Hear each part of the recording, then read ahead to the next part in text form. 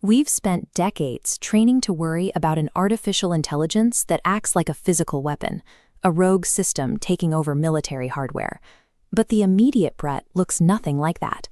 The actual danger is an intelligence designed to quietly shatter the invisible layers of digital trust that hold our modern infrastructure together.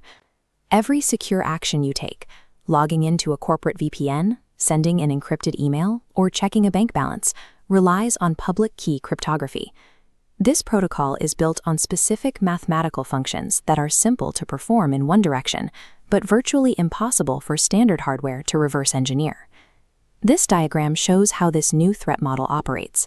On one side, the raw computational force of quantum computing bypasses mathematical complexity.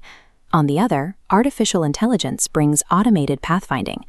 When these spheres intersect, attackers map networks and exploit weak points at scale. Right now, most global organizations have a massive blind spot. They rely heavily on this older mathematics, but they don't actually know where it lives inside their own infrastructure. Because our digital world is built on a brittle mathematical foundation, quantum AI turns our foundational trust into our greatest systemic vulnerability. This chart shows why our current encryption is at risk. Standard symmetric encryption uses the same mathematical value for both encoding and decoding, which remains resilient if the parameters are strong enough. But public key encryption is based on prime factorization. While a standard computer would spend thousands of years trying to resolve those numbers, a quantum algorithm can process that same calculation almost instantly. We can see on this extended timeline how adversaries are exploiting this math today. They don't need a functional quantum computer right now to cause damage. Instead, they are stealing heavily encrypted files and storing them in massive data centers. They plan to hold this data until quantum capabilities cross the threshold necessary to process it. It's a strategy known as harvest now, decrypt later. This strategy puts any information with a long secrecy lifespan at immediate risk. If you are protecting classified defense technical data, or long-term legal records, or decades of patient health histories, that data is already highly exposed to future decryption.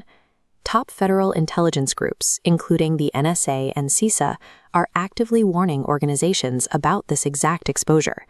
Organizations do not need to wait for a fully mature quantum computer to suffer a catastrophic breach. Data stolen today is a ticking time bomb.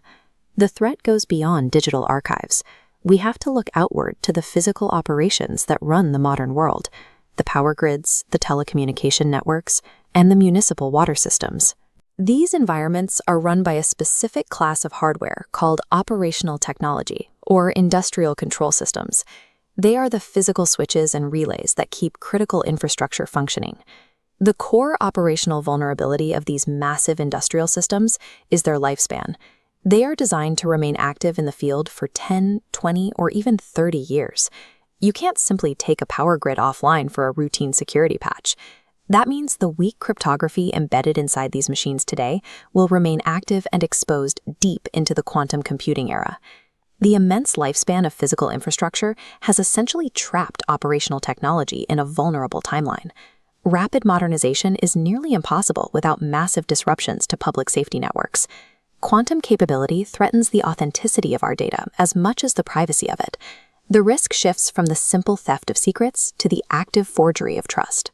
To prove that a piece of code or an identity is legitimate, systems use digital signatures.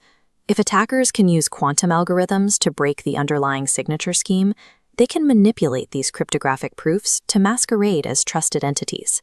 This specifically compromises defense supply chains. If an attacker can break the signature protection on firmware repositories, they can push malicious updates directly to advanced operational hardware, like this military drone, and the system will accept the code as legitimate. This creates a devastating sequence. The AI component maps the weakness in the supply chain, the quantum power bypasses the cryptographic validation, and automated tools scale the compromised update globally across thousands of devices. A compromised digital signature transforms a routine, trusted security patch into a perfectly disguised weapon, executed by the victim's own network.